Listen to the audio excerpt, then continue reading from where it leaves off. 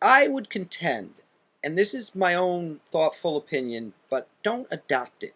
Google it for yourself. Come to your own conclusions. I think it makes more sense to think that this military surge is not really about democracy, freedom, creating stability for a reconciliation that our own intelligence agencies came out today and said looks rather bleak. And why is it bleak? Because the Kurds want their autonomy of their oil wealth in the north. And the Shiites are not about to give up control that they finally gained since they were put under the thumbs of the Sunnis in 1920. And the Sunnis have walked out of the building. They've left the building. They have walked out of the cabinet. They are afraid they're being cut out completely. And we're supposed to be able to broker this peace? Look how well we've done in Palestine with the Palestinians and the Israelis over the last 30-something years. To think that Maliki can actually bring this type of reconciliation is unrealistic. He needs the Shiite militias to continue to stay in power. The Kurds are not really his friends. As long as he leaves them alone, they are not going to just give away anything for free. And the Sunnis, of course, are the ones who feel that they've been taken advantage of here since the country was de-Baathified and the Iraqi army was disbanded and this loose federalist government was formed. So Maliki's being asked to reconcile all these things which he does not have the ability to do, no matter how great a guy, even if he was the greatest guy in the world. And remember, let's see these pictures again. There's Maliki with Ahmadinejad.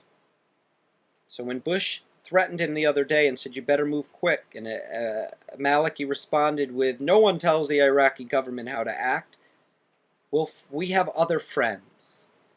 He was talking AKA Ahmadinejad. And here is our great friend Karzai in Afghanistan with Ahmadinejad. Really? He's supplying the Taliban and hugging Karzai at the same time. I don't know about that. And here's a third one. This is President Bush with Prince Bandar, head of the Security Council in Saudi Arabia. I'm not really going to get in much to Bandar here because that's another subject. But let's just say that Iran is definitely a threat to Saudi Arabia.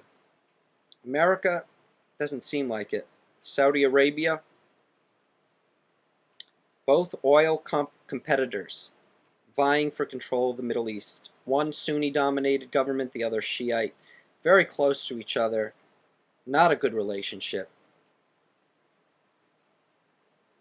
Saudis would be more likely to support the Taliban than the Iranians. But they're our friends. Just like Musharraf in Pakistan, who is the biggest haven for the Taliban. They're our friends. Ask yourself, when you see our government friendly with people who have done more harm to us and countries that have done more harm to us than our enemies, you've got to question. Yes, Fox is pretty transparent, but they have no logic. And it's important, though, for you to have a logic. So read. Read this story in the op-ed the other day from the soldiers' point of views who are still there and on the ground. Very eloquent. I really think it was a really nice piece. Just Google New York Times, the war as we saw it. Look at these pictures over and over again. Question why we are really there. And I'll also mention one last thing, because I started to before and I didn't finish. PSAs, Purchase Sharing Agreements. I would make a case that it's important for us to continue this military surge and escalation over there, not so much for the security of a democracy that doesn't really exist, or a functioning government that doesn't really exist. When you consider 2 million people are in refugee camps, 2 million people are displaced from their homes, there is very, very little electricity there, horrible phone service if you can get it, terrible sanitation, No homes. The good homes are barricaded with barbed wire.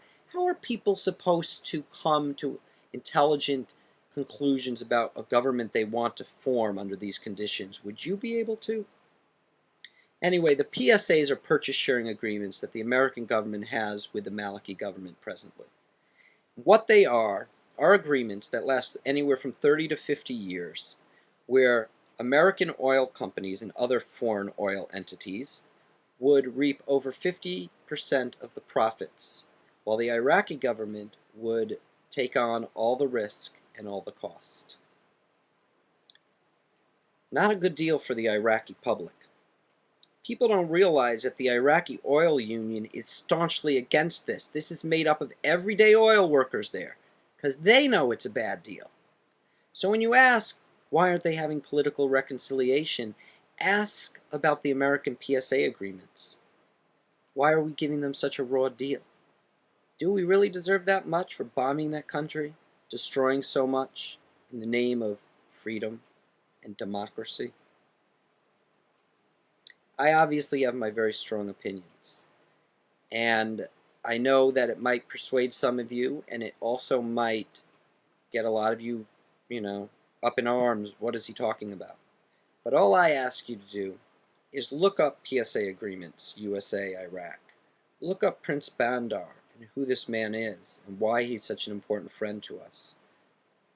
Look up the relationship between our two friends Karzai and Maliki in their meetings recently with Ahmadinejad, our archenemy, our Lex Luthor.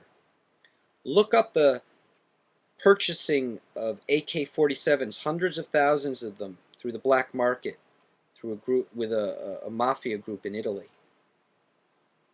Look up why the Pentagon can't find 40% of the weapons we, as the taxpayers, have paid for and given to Iraq.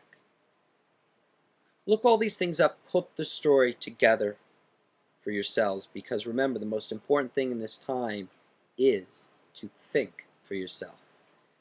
Have a good night, folks.